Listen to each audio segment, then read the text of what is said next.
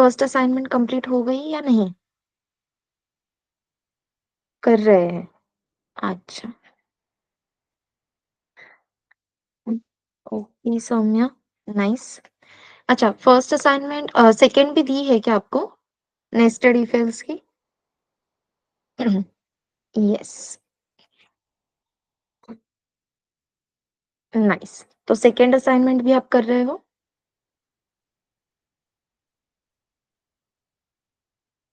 Okay.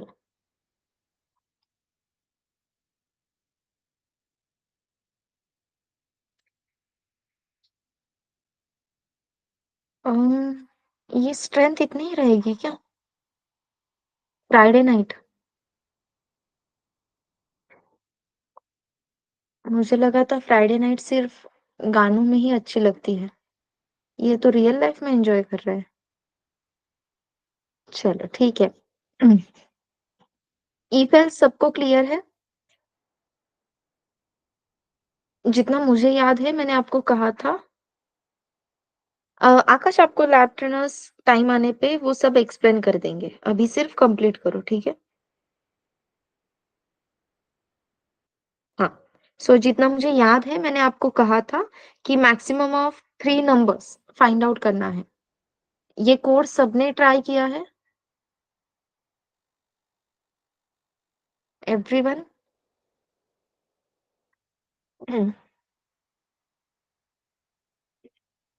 Okay. चलो।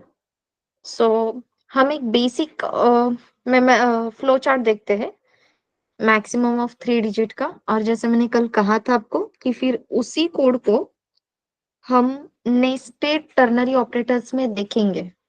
याद है?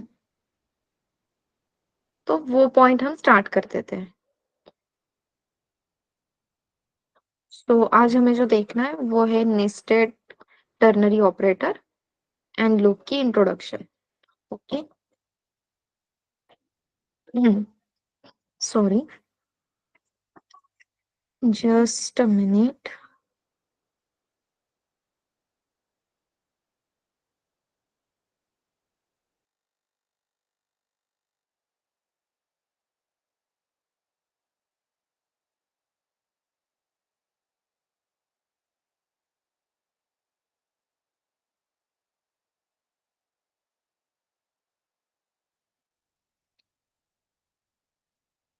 चलो, क्या कर रहे हो जया?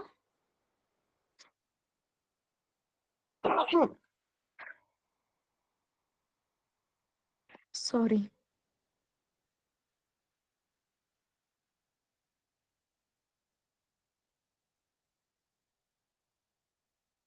अच्छा, okay, no problem.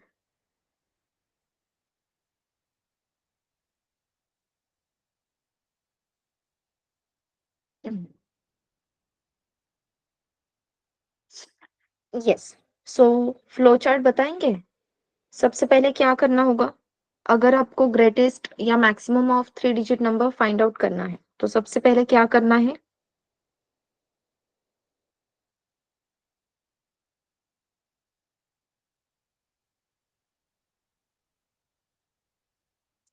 Take 3 number as input. Perfect. So मेरे पास है N1, N2, N3। देन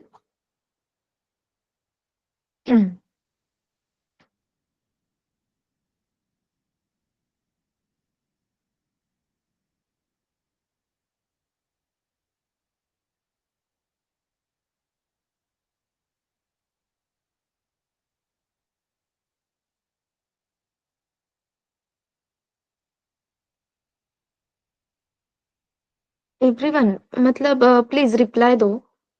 इतने दिनों में कभी भी मैंने आपको डांटा नहीं है ना? या गुस्सा करती हूँ मैं? नहीं ना? तो फिर बोलो, रिप्लाई दो, ठीक है?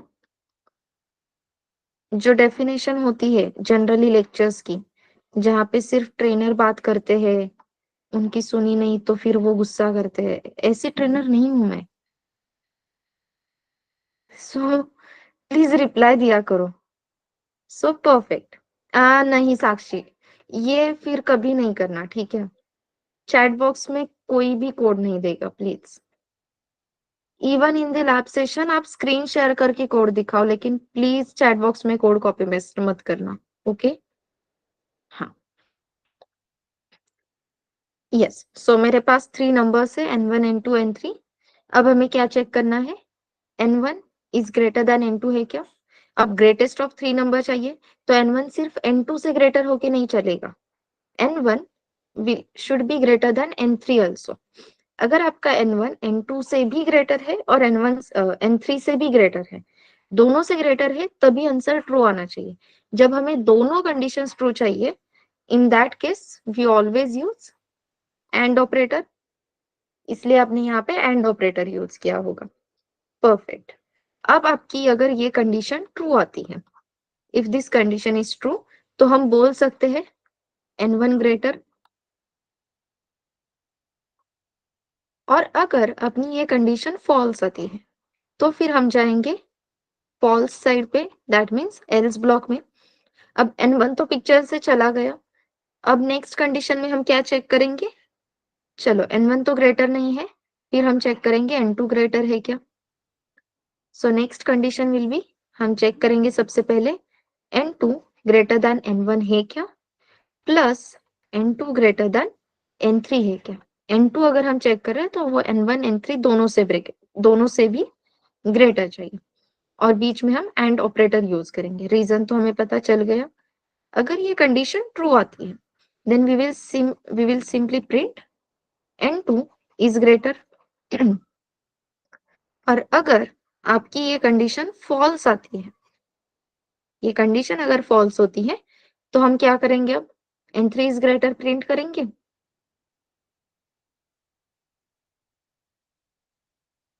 वैसे कर सकते हैं, N1 ग्रेटर नहीं है, N2 ग्रेटर नहीं है, तो लास्ट में कौन सा नंबर रह गया? N3। क्या करें? N3 के लिए कंडीशन चेक करें या डायरेक्टली प्रिंट करें? N3 ग्रेटर प्रिंट करूं? डायरेक्टली प्रिंट कर दो। ओके साक्षी। यस, बाकी सब प्रिंट करना है। ओके। चलो, एक सिंपल सिनेरियो देखते हैं, ठीक है? मेरे N1 की वैल्यू है 10, N2 की वैल्यू है, सॉरी, N2 की वैल्यू है 10 एंड N3 की वैल्यू है 10। ओके, तो यहाँ पे आपने चेक किया N1 ग्रेटर देन N2, सो 10 ग्रेटर देन 10। कंडीशन ट्रू है क्या? 10 इज ग्रेटर देन 10। नो। अगर फर्स्ट इनपुट ही फॉल्स है, एंड ऑपरेटर है, आप सेकेंड इनपुट चेक करोगे क्या? नो। सो डायरेक्टली हमें आंसर मिल जाएगा फॉल्स। फॉल्स आंसर आ गया, इसलिए हम एल्स ब्लॉक में एंटर हो जाएंगे।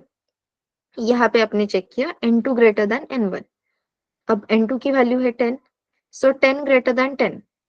Condition again false, and operator है, सेकेंड इनपुट चेक नहीं करेंगे, डायरेक्टली बता देंगे फॉल्स। और आपका कहना है कि फॉल्स में हम प्रिंट करें N3 is greater, right?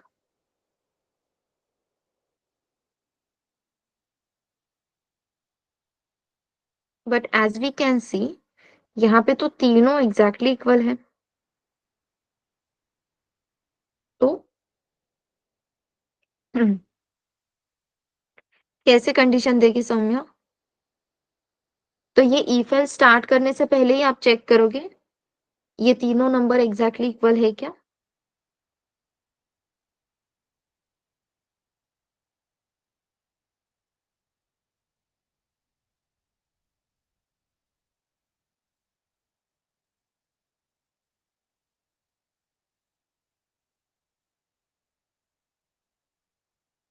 So can we do one thing, यहाँ पे डायरेक्ट वैल्यू प्रिंट करने की जगह पे हम N3 के लिए भी कंडीशन चेक कर ले। क्या लगता है? सो कंडीशन लिखेंगे n3 ग्रेटर देन n1 है क्या, and n3 is greater than n2 है क्या। अगर आपका n3 n1 n2 दोनों से भी ग्रेटर है तो फिर यहाँ पे हम ट्रू में प्रिंट करेंगे n3 ग्रेटर, परफेक्ट। और फिर अगर ये भी कंडीशन फॉल्स होती है, इन दैट केस अब यहाँ पे हम फिक्स नहीं बता सकते कि तीनों वैल्यूज एग्जैक्टली इक्वल है क्या, क्योंकि देयर माइट बी सिनेरियो जहाँ पे n1 n2 10 है और n3 5 है। समझ में आ रहा है? अगर n3 15 होता तो हमें आंसर मिल जाता 15 इज ग्रेटर। लेकिन अगर सिनेरियो ऐसा है कि n1 n2 सेम है, n3 5 है, तो दो वैल्यूज एग्जैक्टली इक्वल होने की वजह से भी हमें आंसर नहीं मिलेगा। और दैट्स व्हाई हम एल्स में या फॉल्स में मैसेज क्या प्रिंट करेंगे, some values are exactly equal. Point clear है मेरा? अगर दो वैल्यूज भी सेम आती है, यस। अब ये फ्लो चार्ट सबको क्लियर है?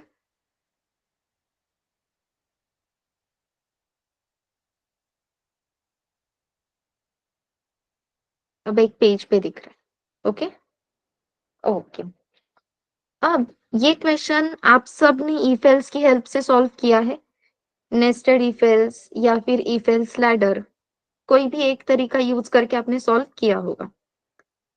अब हमें देखना है हम इस क्वेश्चन को अपने टर्नरी ऑपरेटर से सॉल्व कर सकते हैं क्या, क्योंकि जब आपने ये कोड लिखा आप सबको मिनिमम 6 लाइंस लगे हैं। हर किसी को ये कोड लिखने के लिए मिनिमम 6 लाइंस लगे हैं। 6 से कम लाइन में किसी का कोड हुआ है क्या? 3 line, 4 line, anyone?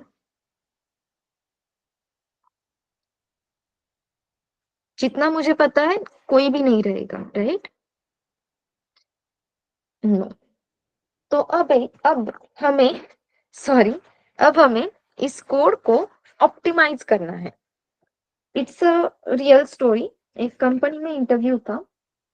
Out of 200, out of 2 या 300 लोगों में से, कैंडिडेट में से, उन्होंने सिर्फ 6 कैंडिडेट्स को शॉर्ट लिस्ट किया था, ओनली 6। और फिर उन 6 कैंडिडेट्स का इंटरव्यू हुआ जहां पे यही क्वेश्चन दिया था, ग्रेटेस्ट फ्रॉम थ्री नंबर्स। आपको लग सकता है कि ये क्या क्वेश्चन है, ऐसा कोई क्वेश्चन दे सकता है क्या, लेकिन दिया था। और जो 6 लोग शॉर्ट लिस्टेड हुए थे उनमें से सिर्फ एक ही सिलेक्ट हुआ,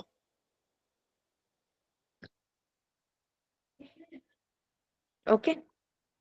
और वो एक क्यों सिलेक्ट हुआ, इसका रीजन अब हम देखेंगे।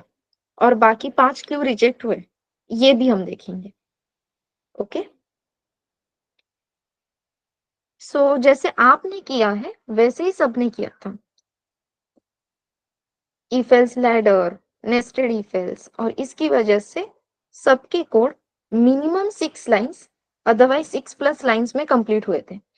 लेकिन जो बंदा सिलेक्ट हुआ उसका कोड एक ही लाइन में हुआ था।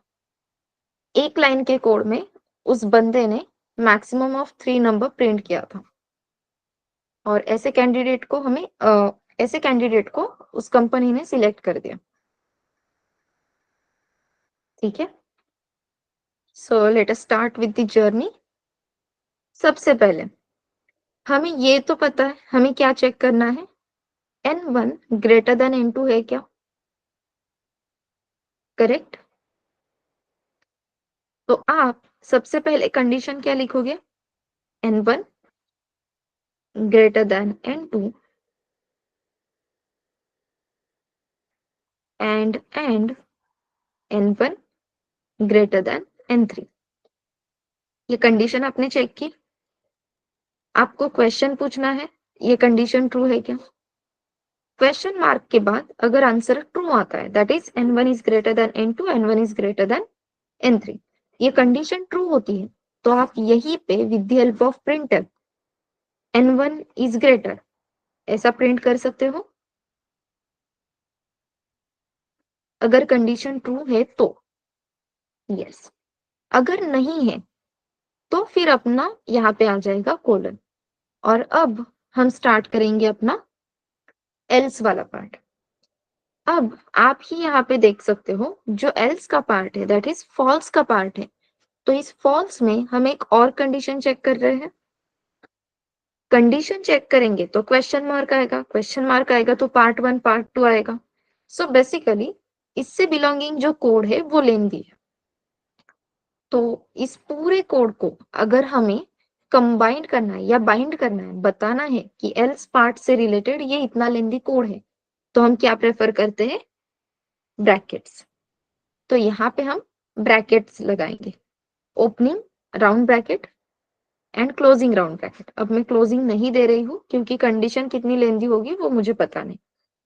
फिर एल्स वाले पार्ट में, फॉल्स पार्ट में हम सेकेंड कंडीशन चेक करेंगे। अब इस ब्रैकेट के अंदर जो कोड है वो मैं रेड कलर में लिख रही हूँ। सेकेंड कंडीशन क्या है? n2 greater than n1 and n2 sorry so n2 greater than n1 and n2 greater than n3। फिर से मैंने यहाँ पे दिया क्वेश्चन मार्क, है क्या? n2 greater than n1 and n2 greater than n3। Question mark देख के पूछ लिया इज इट ट्रू। अगर ये आंसर आता है ट्रू तो with the help of printf हम सिंपली क्या प्रिंट करेंगे? n2 is greater. अगर नहीं है तो एल्स पार्ट में अभी के लिए अगर हम बोल दे कि printf n3 इज ग्रेटर तो काम हो सकता है। पहले चेक किया n1 n2 और n3 से ग्रेटर है क्या? अगर है तो n1 इज ग्रेटर। फिर चेक किया n2 n1 और n3 से ग्रेटर है क्या? है तो बोलेंगे n2 is greater. Else part में हम बोल देंगे printf n3 इज ग्रेटर। और फिर अपनी ये जो कंडीशन है वो कंप्लीट हो गई। तो ये पूरी लाइन अपने पार्ट 2 में आएगी। कब? अगर अपनी कंडीशन फॉल्स होती है तो। So this is something is known as nested ternary operator. So using one single line यहाँ पे हम बता सकते हैं maximum of 3 digit number, sorry maximum of 3 numbers. Clear है एवरीवन?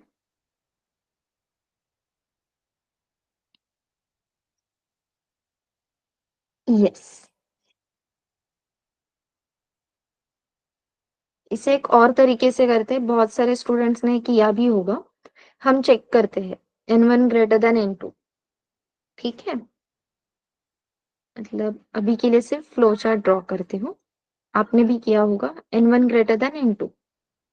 अगर आपकी ये कंडीशन ट्रू है तो हम चेक करते हैं n1 ग्रेटर देन n3। ये कंडीशन ट्रू आती है तो हम बोलते हैं n1 ग्रेटर, अदरवाइज हम बोलते हैं n3 ग्रेटर। या फिर फॉल्स में अब n1 is greater than n2, ये कंडीशन फॉल्स होती है। इसका सिंपल मीनिंग क्या है? n2 is greater than n1।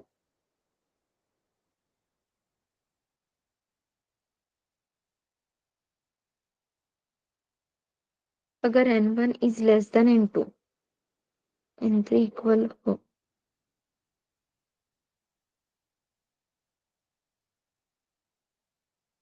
In any condition Prajakta अपना ये वाला जो फ्लो चार्ट है ना वो काम करेगा इन एनी सिनेरियो। और इसीलिए हम फॉल्स में क्या लिख रहे हैं? Some values are exactly equal. अगर आपको सेम ये फ्लो चार्ट इसमें इंप्लीमेंट करना है ना तो ये भी हम कर सकते हैं। वेट, हम कर लेते हैं, अपने पास बहुत सारे कलर्स हैं।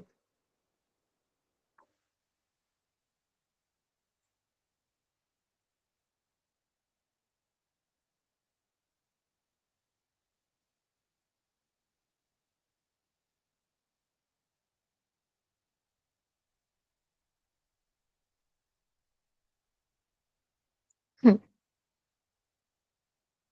चलो, अगर n2 is greater than n1 and n2 is greater than n3। ये कंडीशन ट्रू होती है तो हमने n2 ग्रेटर प्रिंट कर दिया। लेकिन अगर ये कंडीशन फॉल्स होती है तो अगेन हम यहाँ पे एक ओपनिंग राउंड ब्रैकेट देंगे और फिर आगे की प्रोसेसिंग स्टार्ट करेंगे। तो फॉल्स में आने के बाद हम फिर से कंडीशन चेक कर रहे हैं, तो इस ब्रैकेट के अंदर फिर से अपनी कंडीशन आएगी n3 greater than n1 and n3 greater than n2। अब यहाँ पे क्वेश्चन मार्क, अगर ये कंडीशन ट्रू होती है तो प्रिंटफ की हेल्प से हम बताएंगे n3 इज ग्रेटर, ओके। और अगर ये कंडीशन फॉल्स होती है तो कोलन के बाद मैसेज क्या देंगे, some values are equal, okay. तो यहाँ पे जो कंडीशन हमने लिखी थी, इसका ट्रू पार्ट और फॉल्स पार्ट ये दोनों यहाँ पे कंप्लीट हो गए। और फिर हम अपने जो ओपनिंग ब्रैकेट से वो क्लोज करेंगे। सबसे पहले ये रेड वाला क्लोज होगा एंड लास्ट में अपना ब्लैक वाला क्लोज होगा। इसीलिए ये मैसेज हमने सम वैल्यूज करके लिखा है, स्पेसिफिक कोई भी वेरिएबल का नाम नहीं बताएंगे, ओके।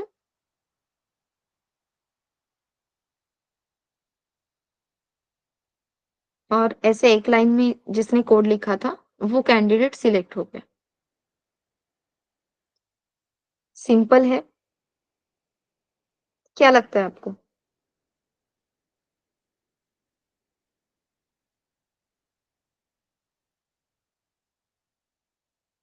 खुद से लिखोगे तो क्लियर हो जाएगा, सो डोंट वरी, ठीक है। जो एक एक लाइन के कोड है ना अपने, जैसे कि check if person is eligible for marriage और नॉट, देन हम इवन ऑड नंबर, देन हमने कल वोटिंग का एग्जांपल दिखा था वो। पहले ये छोटे छोटे क्वेश्चंस आप इस टर्नरी ऑपरेटर की हेल्प से करो। एक बार हमें वो कंसेप्ट क्लियर होती है तो फिर कोड करने के लिए आसानी होगी, ओके।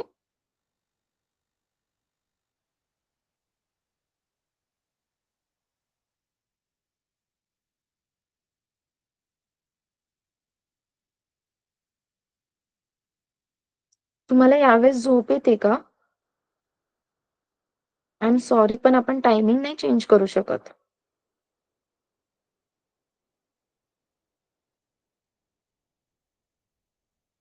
नाही ना?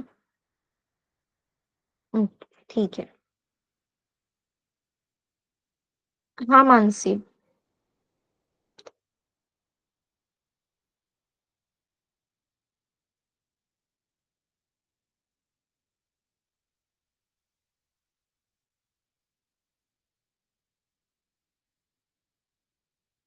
ओके, सबको क्लियर है क्या? ये टर्नरी ऑपरेटर?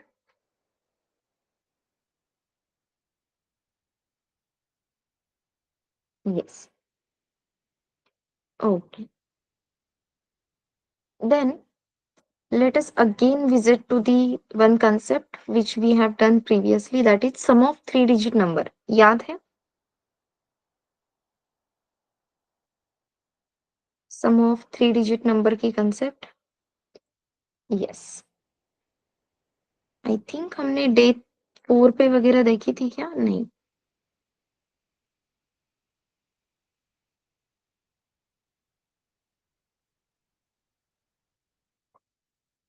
यस. तो यहाँ पे हमने सम ऑफ डिजिट किया था। मुझे बताओ, सम ऑफ डिजिट का कोड अभी भी ऐसा ही है आपके पास या आपने लैब सेशंस में उसमें कुछ अपडेट्स किए हैं?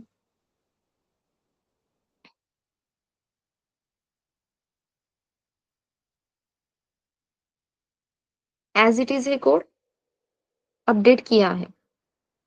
नाइस. तो वेरिएबल नेम रीयूज किए हैं?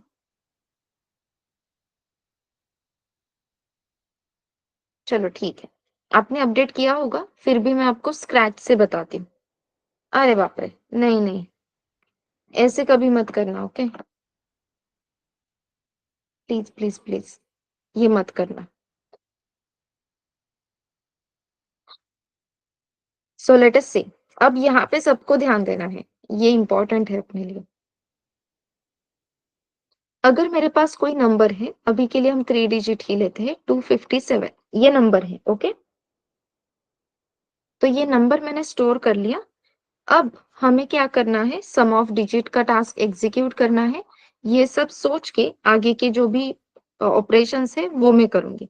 सबसे पहले हमें एक सिंगल डिजिट सेपरेटर चाहिए। तो मैंने आपको जैसे कहा था कि हम क्या करेंगे, नंबर मॉड 10, ठीक है? अगर मैं नंबर को मॉड बाय 10 करती हूँ तो मुझे आंसर क्या मिलेगा, 7। तो ये एक डिजिट है, जो डिजिट हमें सेपरेट करके मिल गया। इसे मैं स्टोर करूंगी रिमाइंडर इस वेरिएबल में, ओके? या फिर अभी के लिए मैं इसे बोल देती हूँ R1। R1 में मैंने फर्स्ट रिमाइंडर स्टोर कर दिया। देन लास्ट डिजिट सेपरेट करने के बाद हमें एक्चुअल नंबर को मॉडिफाई करना होगा। तो यहाँ पे हम क्या करेंगे, नम डिवाइड बाय 10। अब जो अपडेटेड नंबर है वो क्या रहेगा, 25। अब मुझे बताओ, एक बार आपने इस 257 इस पूरे नंबर से 7 को सेपरेट कर दिया, इसके बाद आपको कहीं पे भी ये 257 नंबर की जरूरत लगती है क्या? Do we need this number again? Printf का छोड़ दो, प्रिंटफ छोड़ के कहीं पे भी आप इस 257 नंबर को यूज कर रहे हो क्या?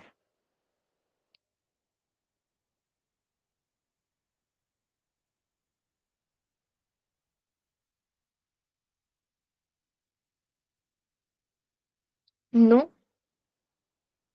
परफेक्ट। तो अभी आपके मेमोरी में ये नम वेरिएबल के लिए 4 बाइट्स एलोकेटेड है, जहां पे हमने 257 ये नंबर स्टोर किया है। अब अगर मैं इस 257 को यहाँ से हटा के मैं यहाँ पे 25 स्टोर कर दूं, तो मेरा कुछ नुकसान होगा क्या पूरे कोड में? नो। क्यों? क्योंकि हम 257 ये नंबर कहीं पे यूज ही नहीं कर रहे थे। अब इसकी वजह से क्या होगा, हमारा जो वेरिएबल है वो रीयूज होगा और अपनी मेमोरी भी सेव हो जाएगी। सो मैंने सिंपली क्या लिखा, num is equals to num divide by 100, sorry num divide by 10। हाँ, तो यही करना है, ठीक है? देन नेक्स्ट स्टेप क्या रहेगी, two is equals to again हमारा जो मॉडिफाइड नंबर है वो नम वेरिएबल में है। सो अगेन हम लिखेंगे नम मॉड 10। तो 25 मॉड 10 अगर करते हैं तो हमें आउटपुट मिलेगा 5। देन फिर से हम नंबर को मॉडिफाई करेंगे, num is equals to number divide by 10। अब नंबर क्या था, 25। अब 25 को अगर आप 10 से डिवाइड करोगे तो आंसर क्या मिलेगा, 2। देन अगेन जैसे मैंने आपको कहा था कि जब तक नंबर 0 नहीं होता, ऐसे पोजीशन पे नंबर को लेके जाना है जहां पे हम उस नंबर को मॉडिफाई ही नहीं कर सकते, ओके? तो अब आपके नम वेरिएबल में वैल्यू है 2। अब 2 को भी हम मॉडिफाई कर सकते हैं क्या? यस। तो पहले तो हम रिमाइंडर फाइंड आउट कर लेते हैं। सो नंबर मॉड 10, यहाँ पे हमें आंसर मिलेगा 2।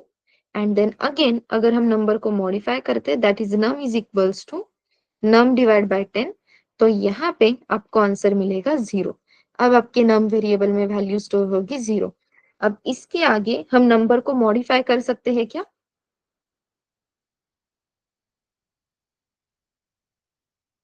Screen not visible, screen visible है एवरीवन? हाँ, साक्षी, नेटवर्क का प्रॉब्लम रहेगा, एक बार नेटवर्क चेक कर लो, रीजॉइन करो मीटिंग, ठीक है? यस। तो अब अपने नम वेरिएबल में वैल्यू क्या स्टोर है, 0। अब इसके आगे हम मॉडिफाई नहीं कर सकते, तो अब हमें रुकना होगा। देन सेपरेटेड डिजिट्स जो हमें चाहिए थे वो कौन से वेरिएबल में है, R1, R2 एंड R3। तो सम ऑफ डिजिट करने के लिए हम क्या लिखेंगे, R1 plus R2 plus R3, और हमें सम मिल जाएगी। लेकिन अगेन R1, R2, R3 सिर्फ रिमाइंडर स्टोर करने के लिए हम 3 वेरिएबल्स डिक्लेयर कर रहे हैं। 4 3 12, 12 बाइट्स हम यहाँ पे इन्वेस्ट कर रहे हैं। जैसे हमने नम वेरिएबल में मेमोरी सेव की, वैसे ही रिमाइंडर के लिए भी सेव कर सकते हैं। अब वो कैसे करना है वो देखो।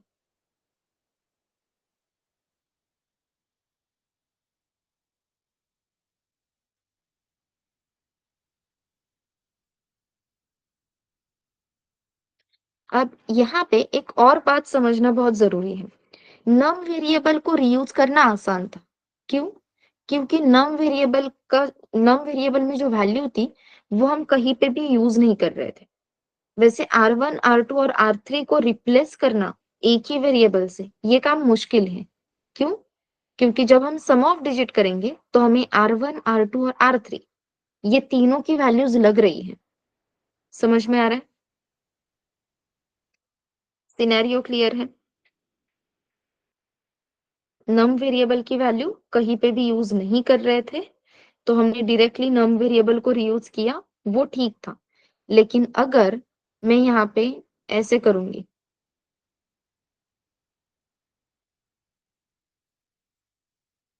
यहाँ पे मैंने लिखा रिमाइंडर, यहाँ पे मैंने लिखा रिमाइंडर, और यहाँ पे भी मैंने लिखा रिमाइंडर, तो मेमोरी में क्या चेंजेस होने वाले हैं वो देखो। ये रिमाइंडर वेरिएबल के लिए 4 बाइट्स एलोकेट होगी। सबसे पहले 257 मॉड 10 करेंगे तो आपको आंसर मिलेगा 7। ये 7 आपने कहाँ पे स्टोर किया? इस रिमाइंडर वेरिएबल में, तो यहाँ पे आ गया 7। देन नेक्स्ट टाइम जब आपने लिखा नम मॉड 10 तो आपको वैल्यू क्या मिली? 5। अगेन आप ये 5 कहाँ पे स्टोर कर रहे हो? रिमाइंडर वेरिएबल में।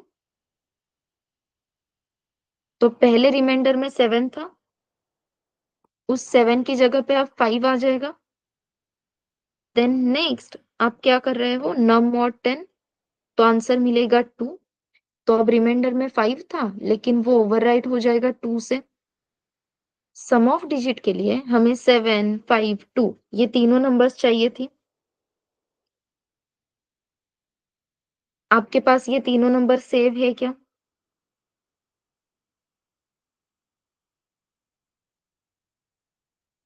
नो। प्रॉब्लम क्लियर है एवरीवन? मेमोरी कम करने के लिए गए लेकिन प्रॉब्लम आई। प्रॉब्लम आती है तो सॉल्यूशन भी रहेगा।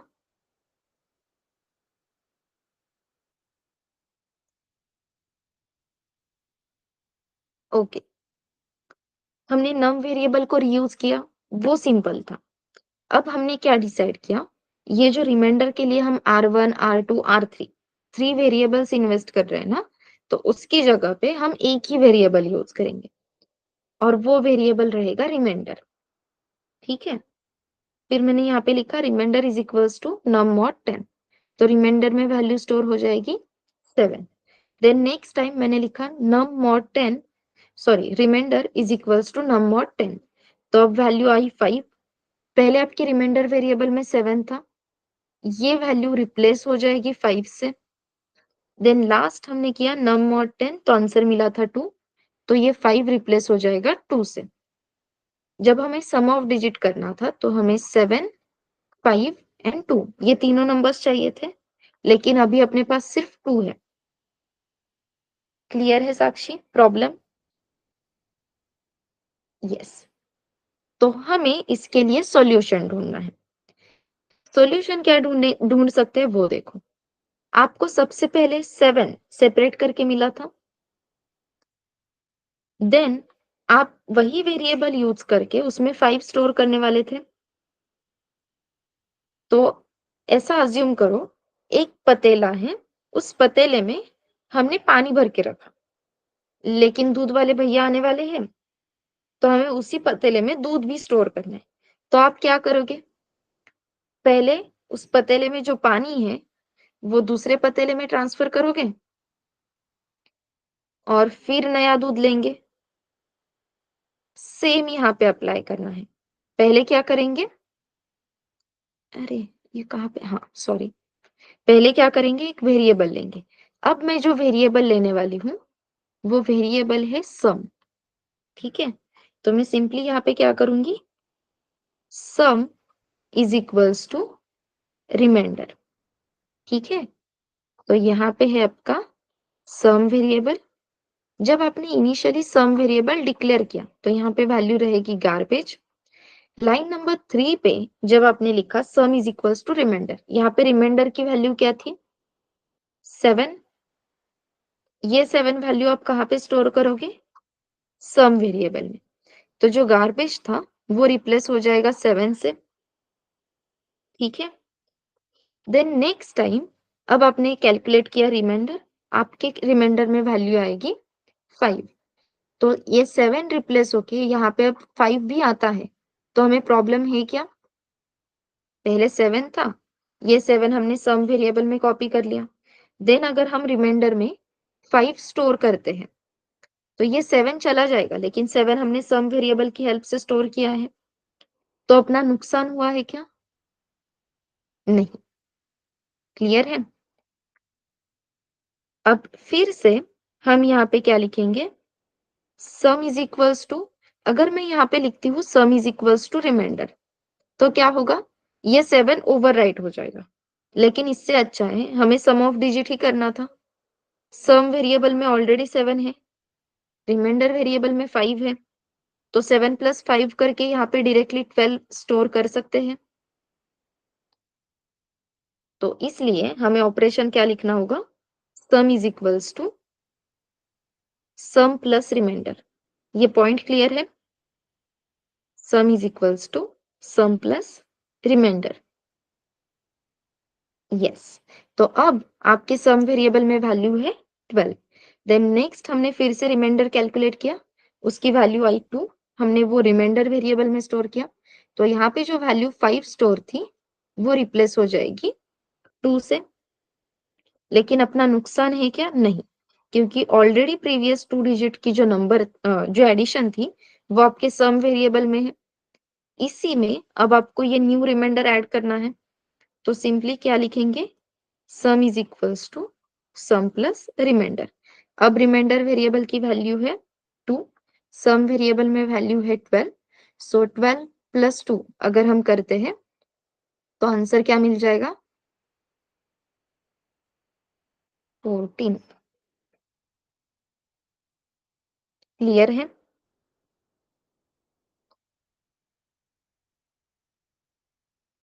अब आपके जो लास्ट 2 ऑपरेशंस है फॉर सम, यहाँ पे आप देख सकते हो फॉर्मूला सेम है, sum is equals to sum plus remainder, right?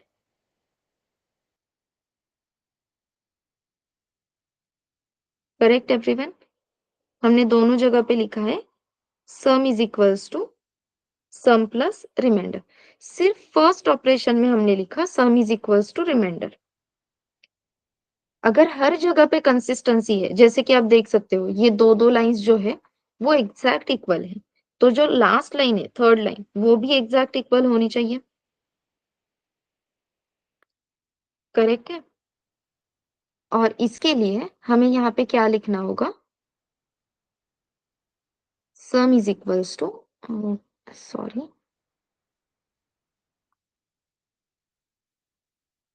हाँ, तो हमें क्या लिखना होगा? Sum is equals to sum plus remainder. लेकिन जब आपने सम वेरिएबल सिर्फ डिक्लेयर किया था तो वहां पे वैल्यू क्या थी initially? If we declare the variable तो इनिशियली वहां पे वैल्यू क्या रहती है? Perfect, garbage. तो अगर आप गार्बेज में ये 7 रिमाइंडर ऐड करोगे तो आपको आंसर क्या मिलेगा? Garbage plus 7, what will be the answer?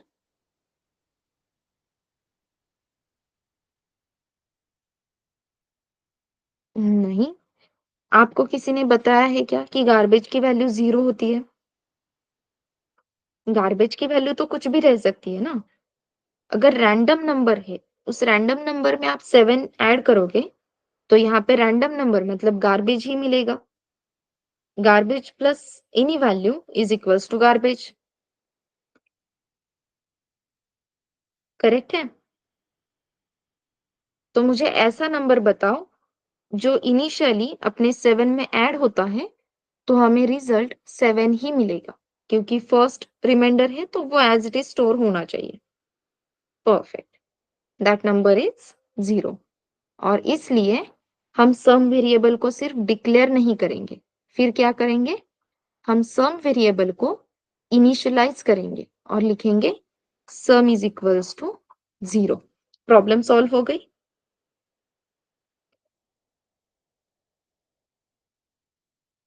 Yes. अब आप देख सकते हो, हमें 3 डिजिट नंबर की एडिशन करनी थी। 3 डिजिट नंबर की एडिशन करने के लिए अपने ये जो 3 लाइन्स का कोड है, वो हमने कितनी बार लिखा?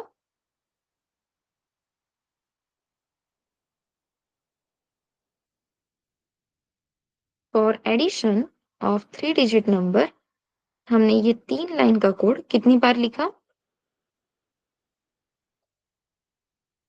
नहीं नहीं, 3 3 लाइन का जो ब्लॉक ऑफ कोड है वो कितनी बार लिखा? 3 बार। Correct. So same line of code का रिपीटेशन है यहाँ पे।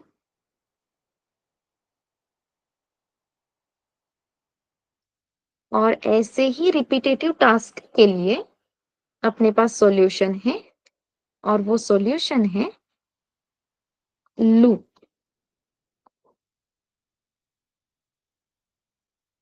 परफेक्ट। अब यहाँ पे 3 डिजिट नंबर था, ठीक है, आपके पास 10 डिजिट नंबर आएगा तो आप ये 3 लाइन 10 बार लिखते बैठोगे क्या?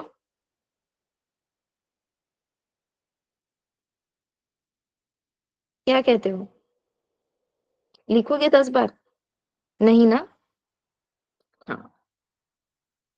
सो इसके लिए अपने पास अल्टरनेटिव है which is known as loop. So what is loop?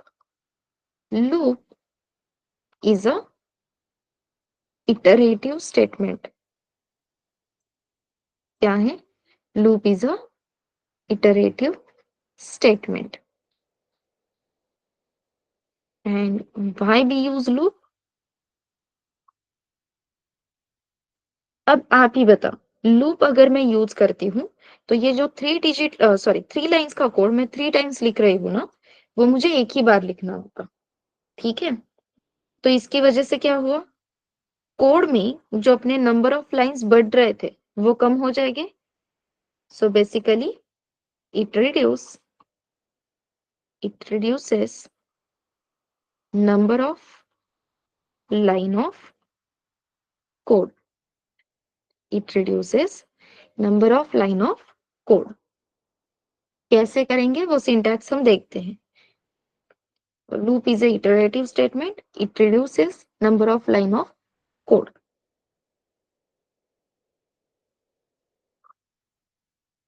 It helps in repetitive task. It helps in repetitive task. So पहला आंसर था अपना what का, सेकेंड आंसर है why का, and then as I said अपना third question क्या रहेगा? what, why and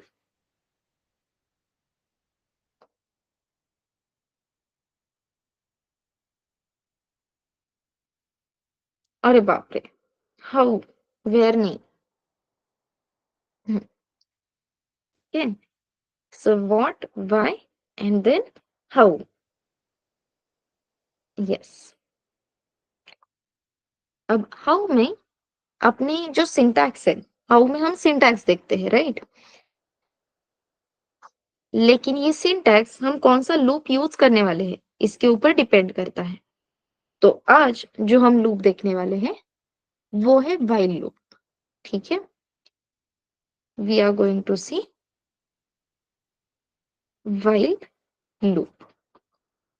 अब व्हाइल लूप का सिंटैक्स देखते हैं। अगर आपको व्हाइल लूप लिखना है तो हमें सबसे पहले यूज करना होगा व्हाइल ये keyword, then opening closing round brackets. इन ओपनिंग क्लोजिंग राउंड ब्रैकेट्स में एक्सपेक्टेड होती है condition, then opening closing curly brackets, और फिर इन ओपनिंग क्लोजिंग करली ब्रैकेट्स के अंदर आएगा अपना algorithm, do this, do that, do it. ठीक है? जो भी एल्गोरिदम है ये उस इस ओपनिंग क्लोजिंग कर्ली ब्रैकेट्स के अंदर आएगा। रूल सेम है। अगर आपकी कंडीशन ट्रू है, if the condition in while is true, तो हम लूप के अंदर एंटर करेंगे और लूप में एंटर करके जो भी एल्गोरिदम हमने लिखा है वो एग्जीक्यूट करेंगे।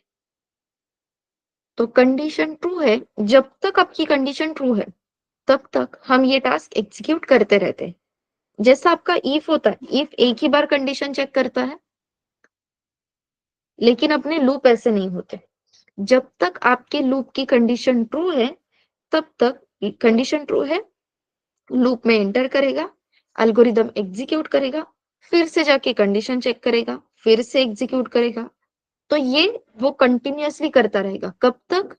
जब तक कंडीशन फॉल्स नहीं होती तब तक। जब आपके व्हाइल लूप की कंडीशन फॉल्स होगी, एट दैट टाइम आप लूप से एग्जिट करोगे। When your condition in while loop will be false, then we will exit from the loop. Syntax clear है?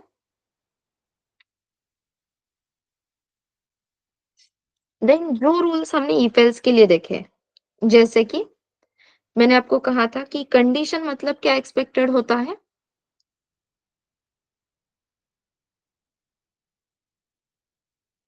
देखो, कंडीशन देनी है तो हम ऑपरेटर्स ही यूज करेंगे। परफेक्ट। अपने सारे ऑपरेटर्स क्या रिटर्न करते हैं? Integer value. That means while को भी एक्सपेक्टेड क्या है? Integer value. ठीक है, ओके। अब जो टास्क हमने अभी एग्जीक्यूट किया सम ऑफ 3 डिजिट नंबर के लिए, वही टास्क मैं आपको यूजिंग लूप एग्जीक्यूट करके दिखाऊंगी। ठीक है, सो व्हाइल कंडीशन क्या देनी है वो बाद में देखते हैं। हमें इतना तो पता है कौन से 3 लाइंस हैं जो रिपीटेटिवली एग्जीक्यूट हो रहे हैं। कौन से लाइंस है? रिमाइंडर फाइंड आउट करना, नंबर को मॉडिफाई करना, एंड देन जो भी रिमाइंडर है उसकी एडिशन करना, राइट? तो ये अपनी रिपीटेटिव टास्क है। चलो एक प्रॉपर कोड मैं यहाँ पे लिख देती हूँ। So let us first declare the variable, जैसे कि integer num is equals to 257। Just give me a minute, मैं फॉन्ट इंक्रीज करती हूँ। And then sum is equals to 0, क्योंकि ये कुछ वैल्यूज है जो हमें लगने वाली है। ठीक है, और अब हमें पता है इसलिए डायरेक्टली हम कर सकते हैं। So integer num is equals to 257, sum is equals to 0। आप रिमाइंडर वेरिएबल भी यूज करने वाले हो तो उसे डिक्लेयर करके रख दो, चलेगा। अब यहाँ पे मैं यूज करूंगी व्हाइल, क्योंकि व्हाइल इज अ लूप। तो जो सेम लाइंस हमें रिपीटेटिवली एग्जीक्यूट करने हैं वो हम लूप में लिख सकते हैं। जब हम कहते हैं लूप में लिखेंगे, that means in opening closing curly brackets के अंदर। सबसे पहले हम क्या करते हैं? we find out the remainder. So remainder is equals to number mod 10. Then second step will be number को modify करना. So number is equals to number divided by 10. And third step will be जो भी remainder आया है उसे sum में add कर देना. So sum is equals to sum plus remainder. ठीक है, जो 3 लाइंस रिपीटेटिव आ रहे थे वो हमने while के अंदर लिख दिए। अब मुझे बताओ ये 3 लाइंस आप रिपीटेटिवली कब तक एग्जीक्यूट करोगे?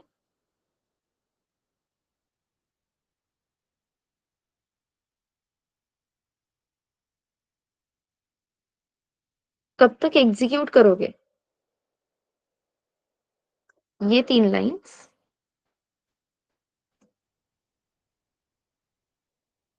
एन टाइम्स, रिमाइंडर 0 आने तक, जब तक कंडीशन ट्रू है। लेकिन आपने कंडीशन कहाँ पे मेंशन की? कंडीशन मेंशन करनी होगी ना।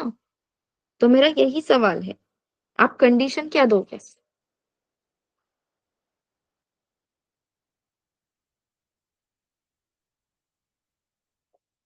व्हाइल लूप में कंडीशन बहुत इंपॉर्टेंट चीज है। ओके,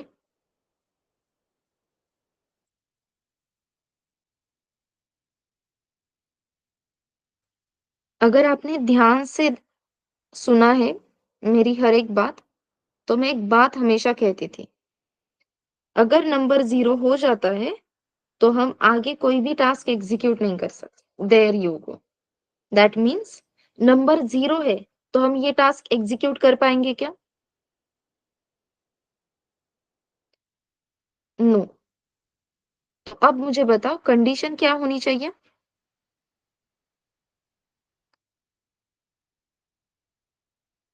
नंबर 0 है, तो कंडीशन फ़ॉल्स होगी और हम एग्ज़िट करेंगे।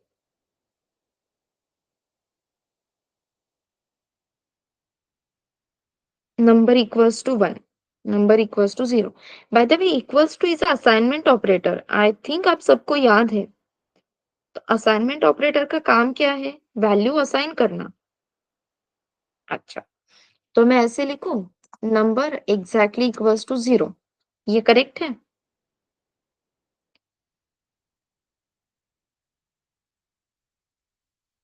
देखो, पहले ही आपकी नंबर की वैल्यू है 257। तो यहाँ पे क्या देख चेक करोगे आप? 257 एग्जैक्टली इक्वल्स टू 0 है क्या? आप ही बताओ, है क्या? तो फिर आप लूप में एंटर ही नहीं करोगे। सम ऑफ डिजिट फाइंड आउट ही नहीं होगा। अब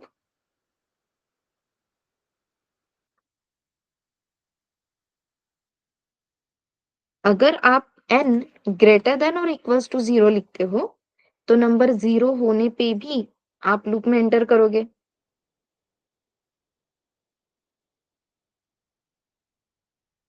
correct.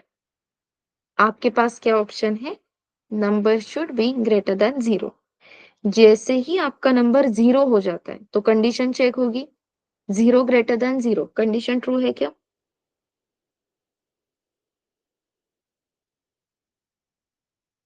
0 greater than 0 condition true है क्या? नो। तो जैसे ही नंबर 0 होता है, हम व्हाइल से एग्जिट करेंगे। क्लियर है? This is how we use the loops. और इस तरीके से आपके लूप आपका काम कम करते हैं। तो जिस लाइन के लिए आपने टोटल 9 एंड 1 10 10 लाइन इन्वेस्ट किए थे, सेम कोड यहाँ पे हमने 5 लाइन में कर लिया। ठीक है।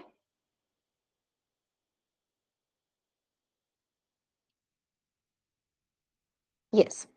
अब अगर आप व्हाइल लूप को ये ओपनिंग क्लोजिंग कर्ली ब्रैकेट्स देना भूल जाते हो, तो कंडीशन याद है? Without curly brackets only one line belongs to any condition. ये ध्यान में रखना। अगर आप ओपनिंग क्लोजिंग कर्ली ब्रैकेट नहीं दोगे, तो सिर्फ एक ही लाइन आपके लूप से बिलोंग करेगी। That's why loops are important. Okay. अब एक और क्वेश्चन देखते हैं। सिंपल क्वेश्चन है, प्रिंट 1 to 5 नंबर्स। ठीक है। हमें टास्क मिला है प्रिंट 1 to 5 नंबर्स। तो सबसे पहले तो हम क्या करेंगे? एक वेरिएबल लेंगे, num इज इक्वल्स टू 1। ठीक है। अपने पास एक num वेरिएबल है जिसकी वैल्यू 1 है। प्रिंट 1 to 5 बोल रहे हैं, दैट मीन्स 1 भी प्रिंट करना होगा। So with the help of printf, sorry, with the help of printf हम यहाँ पे क्या प्रिंट करेंगे?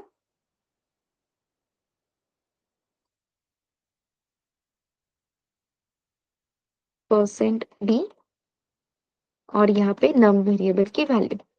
सो यूजिंग प्रिंटफ हमने 1 प्रिंट कर दिया। अब 1 के बाद अपना जो ट्रैक है वो 2 पे जाना चाहिए।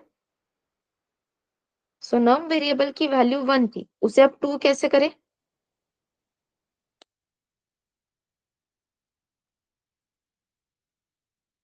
1 प्लस प्लस या नम प्लस प्लस?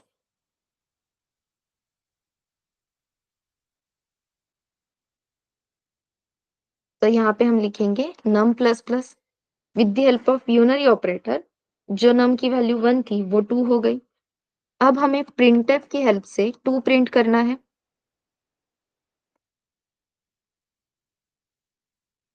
तो नम वेरिएबल की वैल्यू इंक्रीमेंट करके 2 हो गई। यूजिंग प्रिंटफ हमने 2 प्रिंट किया।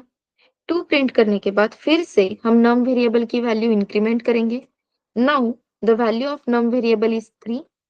देन अगेन यूजिंग प्रिंटफ हम 3 प्रिंट करेंगे।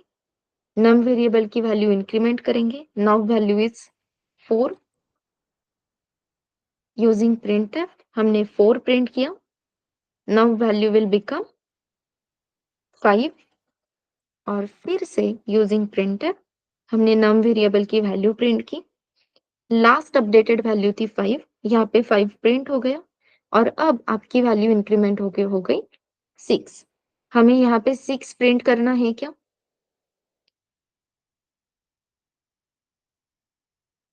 Do we want to print 6 number? No, हमें सिर्फ 5 तक ही वैल्यूज प्रिंट करने थे, तो यहाँ पे हमें रुकना होगा। अगेन हमें पैटर्न मिल गया। कौन से 2 लाइन्स रिपीटेटिवली यहाँ पे आ रहे हैं? करेक्ट।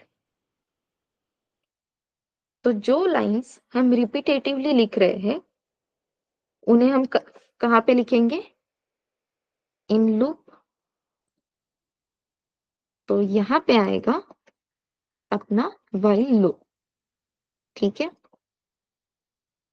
जैसे मैंने कहा, without opening closing curly brackets अपनी सिर्फ एक ही लाइन बिलोंग करती है, इसलिए ये जो 2 लाइन्स है वो हम ओपनिंग क्लोजिंग करली ब्रैकेट्स के अंदर लिखेंगे। अब मुझे बताओ, इस व्हाइल के अंदर कंडीशन क्या लिखे?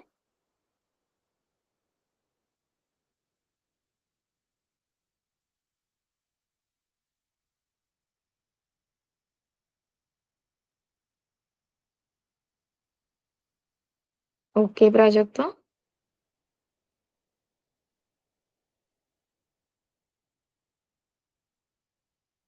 रिजल्ट क्या एक्सपेक्टेड है वो क्लियर है? 1, 2, 3, 4 एंड 5। तो आप ही मुझे बताओ, नम वेरिएबल को आपने इनिशियलाइज किया है 1 से, तो आपका 1 ग्रेटर देन 5 है क्या?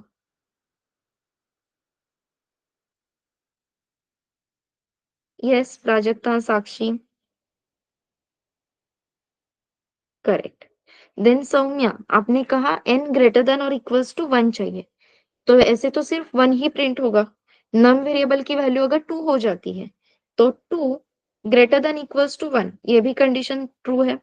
चलो, हम सौम्या की कंडीशन यहाँ पे लिखते हैं। ठीक है, सौम्या का कहना है नम greater than equals to 1।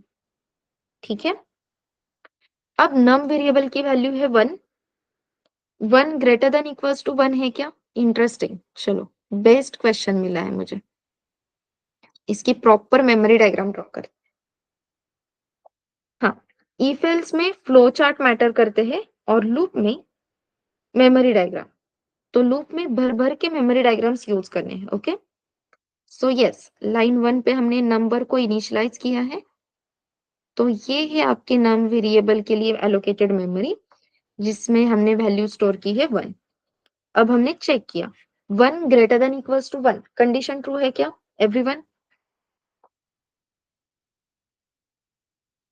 Num greater than और इक्वल्स टू 1, नम वेरिएबल में वैल्यू क्या है? 1। परफेक्ट, कंडीशन ट्रू है। अगर कंडीशन ट्रू है तो हम व्हाइल लूप में एंटर करते हैं। एंटर कर लिया। एंटर करते ही फर्स्ट लाइन है प्रिंटफ की, जहां पे हम नंबर की वैल्यू प्रिंट करें। वैल्यू ऑफ नम इज 1, तो यहाँ पे आउटपुट प्रिंट होगा 1। देन हमने यहाँ पे वैल्यू इंक्रीमेंट कर दी नम वेरिएबल की। Now value become 2। अब आपने चेक किया, 2 इज ग्रेटर देन और इक्वल्स टू 1 है क्या?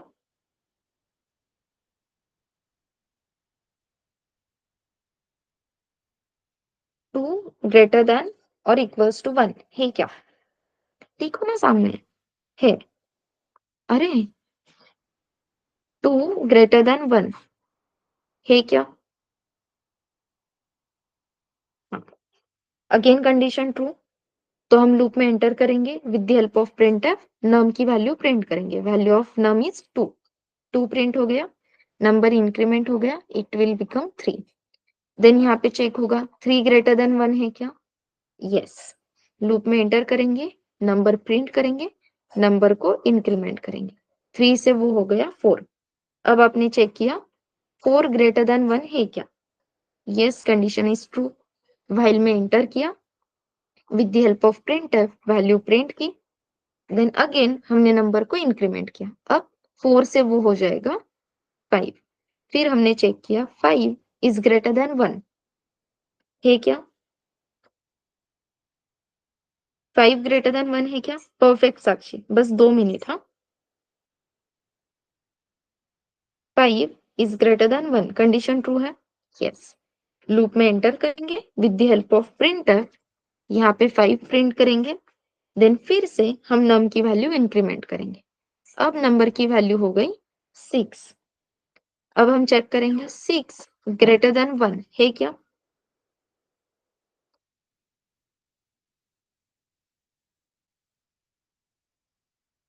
रुको रुको, यहाँ पे ध्यान दो।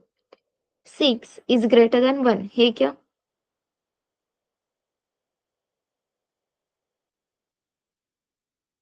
तो हम फिर से प्रिंट करेंगे 6। अगेन नम की वैल्यू इंक्रीमेंट होगी। कब तक चलेगा?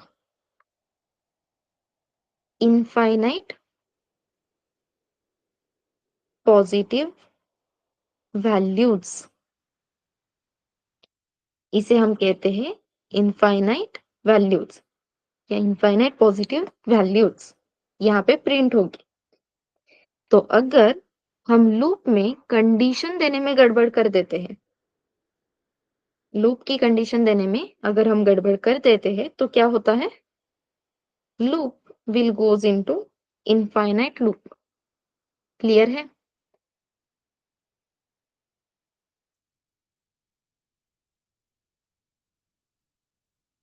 If the condition is incorrect,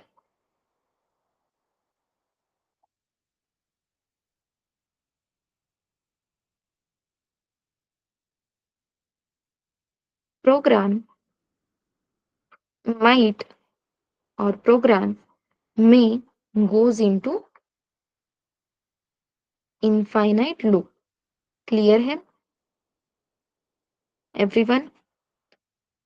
अगर आपका लूप, आपके लूप की कंडीशन फॉल्स ही नहीं होती है, वो कंटिन्यूअसली ट्रू ट्रू देता जा रहा है और लूप में दिया हुआ कंटेंट ही एग्जीक्यूट हो रहा है, then this concept is known as infinite loop।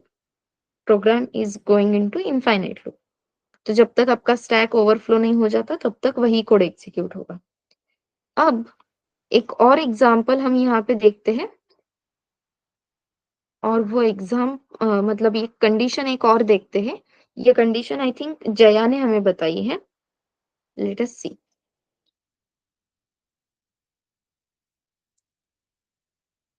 Jaya ने यहाँ पे बताया था नंबर ग्रेटर देन और इक्वल्स टू 4। करेक्ट जया?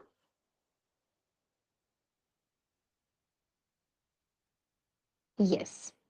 अब इनिशियली आपके नाम वेरिएबल की वैल्यू क्या है? इनिशियली नाम वेरिएबल की वैल्यू है 1। अब आप ही बताओ 1 ग्रेटर देन और इक्वल्स टू 4 है क्या? 1 ये ग्रेटर देन 4 है क्या? नो। 1 एग्जैक्टली इक्वल्स टू 4 है क्या? नो। तो कंडीशन डायरेक्टली फॉल्स हो गई और हम व्हाइल से यहाँ पे एग्जिट करेंगे। तो इनकरेक्ट कंडीशन की वजह से we may not even enter into while loop. Condition clear है? सिचुएशंस क्लियर है जो मैं कहना चाह रही हूँ?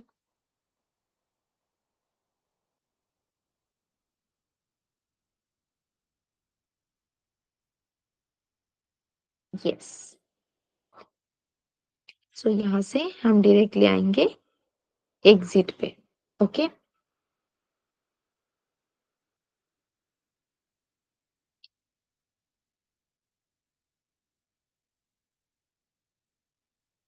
तो लूप में करेक्ट कंडीशन देना बहुत जरूरी है। सो अब देखते हैं अपना करेक्ट कोड। तो अब मुझे बताओ व्हाइल में कंडीशन क्या होनी चाहिए। सौम्या, ऐसे सोचो कि आपने ऑलरेडी वैल्यू इनिशियलाइज कर दी है। नम वेरिएबल की वैल्यू अगर 1 है तो व्हाइल में हम कंडीशन क्या लिखेंगे?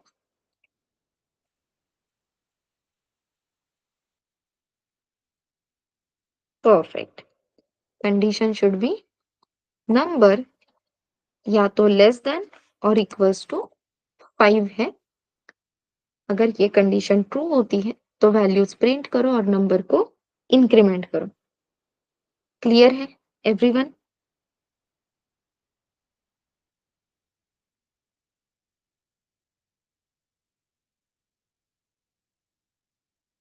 सो this is our first while loop. आज हम सिर्फ व्हाइल लूप ही देखने वाले थे। सबको क्लियर है?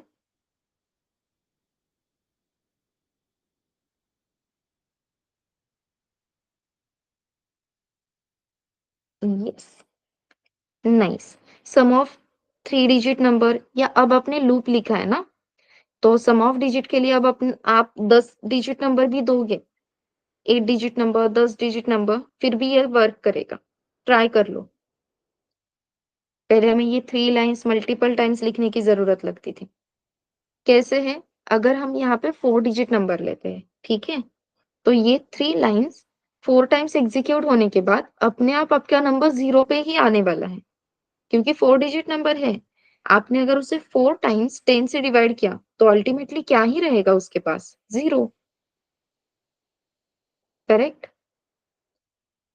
तो ये नंबर हम जैसे डिवाइड करते हैं 0 की तरफ बढ़ते जाता है। 0 होते ही अपना लूप वर्किंग करना स्टॉप कर देगा। क्लियर है?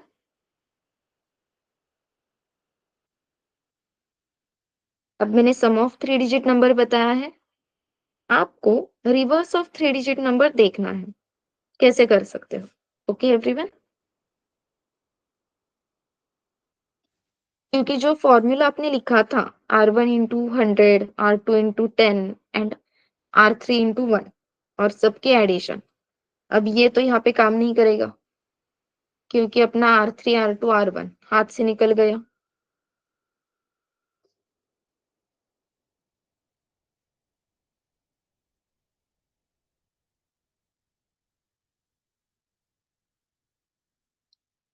तो सोचो और इस पे काम करो। ओके, कल परसों, इवन मंडे को भी अपना सेशन इवनिंग में रहेगा, पार 9 बजे। तो आपके पास मंडे का भी पूरा दिन है, तो यूटिलाइज करो अच्छे से। यस। ओके, मैं ये कोड अभी कंपाइलर में नहीं करती हूँ, लेकिन आप ट्राई करना। मैंने कोड के स्निपेट्स यहाँ पे ठीक से लिखे हैं। ओके,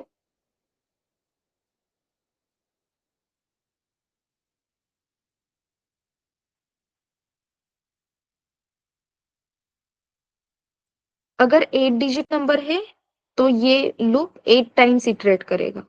अगर 9 डिजिट नंबर है तो ये 9 टाइम्स इटरेट करेगा। इसीलिए हम इसे इटरेटिव स्टेटमेंट कहते हैं। जब तक कंडीशन ट्रू है तब तक ये एग्जीक्यूट होगा, और हर बार एग्जीक्यूशन कंप्लीट होते ही हम फिर से कंडीशन चेक करते हैं। अल्गोरिदम एग्जीक्यूट किया, कंडीशन चेक करेंगे, अल्गोरिदम कंप्लीट किया, कंडीशन चेक करेंगे। अगर कंडीशन फॉल्स होती है तब एग्जिट करेंगे। Okay,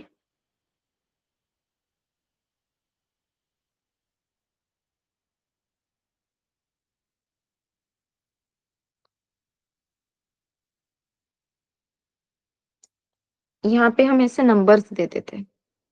so first is condition checking. अच्छा, कंडीशन चेक करने के लिए अपने पास इनिशियलाइजेशन वगैरह होना चाहिए, ठीक है, नंबर्स वगैरह पहले स्टोर होने चाहिए। वो है, तो first will be condition checking.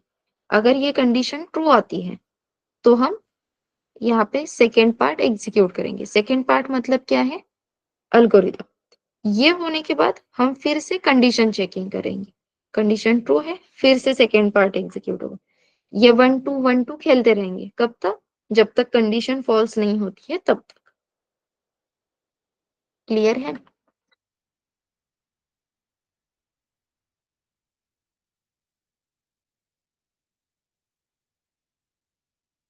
Okay.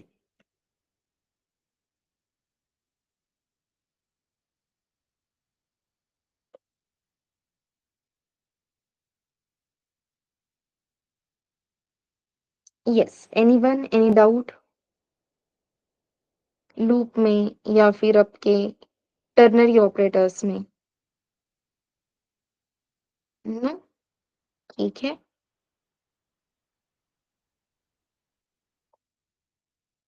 Okay, fine. चलो then, shall we stop? Yes. Bye bye everyone, good night, enjoy weekend.